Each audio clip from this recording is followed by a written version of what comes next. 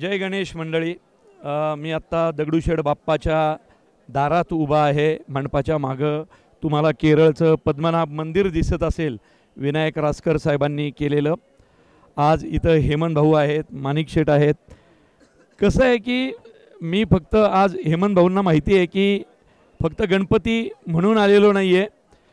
मी 12 महिने एकदा तरी दिवसातनं दगडूशेठ बाप्पाच्या दर्शनाला येतो. माझं जे काही यश आहे त्या यशात मी दगडूशेठ बाप्पाचा खूप मोठा वाटा आहे असंच मानतो.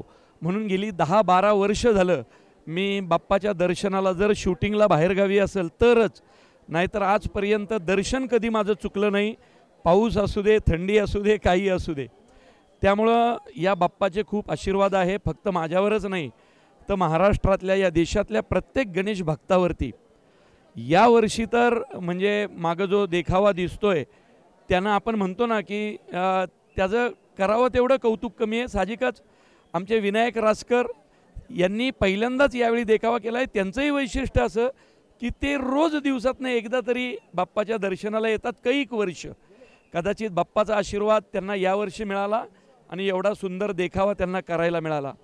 त्यामुळे हेमंत भाऊ, माणिक शेठ किंवा सुनील रासने अध्यक्ष आपले, या सगळ्यांना, महेश सूर्यवंशी, या सर्व मंडळींना यंदाच्या देखाव्याच्या आणि गणेशोत्सवाच्या या सर्वांकडनं आणि आपल्या दगडूशेठ बाप्पाकडनं सगळ्यांना आमच्याकडून जय गणेश.